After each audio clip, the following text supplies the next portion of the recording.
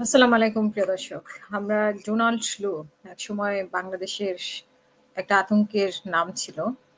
আজকে চুপিসারে তাকে বিদায় নিতে হলো। পুরো নিউজটি যদি আমরা দেখি কি আছে। মার্কিন পররাষ্ট্র মন্ত্রণালয় দক্ষিণ ও মধ্য এশিয়ার বিষয়ক সহকারী পররাষ্ট্রমন্ত্রী ডোনাল্ড লুর মেয়াদ শেষ হয়েছে। মেয়াদ শেষে হওয়ার পর তিনি চুপিসারে বিদায় নিয়েছেন। বিষয়টি নিশ্চিত করেছে মার্কিন পররাষ্ট্র দপ্তর। প্রতিবেদনে আরো বলা হয়, যুক্তরাষ্ট্রের পররাষ্ট্র দপ্তর থেকে নিঃশব্দেই বিদায় নিয়েছেন সাবেক প্রেসিডেন্ট জো বাইডেনের আমলে দক্ষিণ ও মধ্য এশিয়া বিষয়ক সহকারী পররাষ্ট্রমন্ত্রী ডোনাল্ড লু। নতুন প্রেসিডেন্ট ডোনাল্ড ট্রাম্পের শপথের ৩ দিন আগে গত ১৭ই জানুয়ারি সহকারী পররাষ্ট্রমন্ত্রী হিসেবে তার মেয়াদ শেষ হয়। মার্কিন পররাষ্ট্র দপ্তরের ঘোষণায় বলা হয়, ডোনাল্ড লু তার পদের মেয়াদ শেষ করেছেন এবং তাকে বরখাস্ত করা হয়নি। পররাষ্ট্র দপ্তরের অফিসিয়াল ওয়েবসাইটে পোস্ট করা হয়েছে একটি সংক্ষিপ্ত ঘোষণায় বলা হয়েছে, ডোনাল্ড লু এর মেয়াদ ২০২৫ সালের ১৭ই জানুয়ারি শেষ হয়েছে।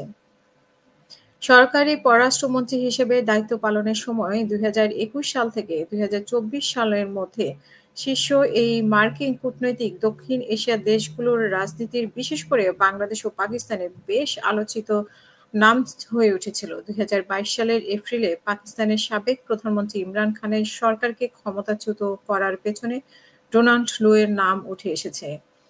২০২১ সালের ১৫ই সেপ্টেম্বর যুক্তরাষ্ট্রের দক্ষিণ ও মধ্য এশীয় বিষয়ক সহকারী পররাষ্ট্রমন্ত্রী হিসেবে নিয়োগ পাওয়ার পর থেকে ডোনাল্ড লু পাকিস্তানের সাথে মার্কিন সম্পর্ক তত্ত্বাবধানকারী ব্যুরোর নেতৃত্বে ছিলেন। এছাড়া তৎকালীন পিটিআই সরকারকে ক্ষমতা থেকে সরানোর পেছনে মার্কিন এই সহকারী পররাষ্ট্রমন্ত্রীকে দায়ী করেছেন খোদ ইমরান।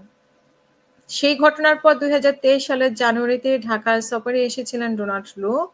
আর তারপর থেকে ২০২৪ সালের নির্বাচনকে সামনে রেখে বাংলাদেশ ইস্যুতে নতুন ভিসা নীতি প্রকাশসহ নানা কারণে আলোচনায় ছিলেন মার্কিন এই কূটনীতিক। এছাড়া ২০২৪ সালের জানুয়ারি নির্বাচনকে সামনে রেখে ২০২৩ সালের ২২শে সেপ্টেম্বর বাংলাদেশের কিছু ব্যক্তির উপর ভিসা নিষেধাজ্ঞা আরোপ করেছিলেন যুক্তরাষ্ট্র।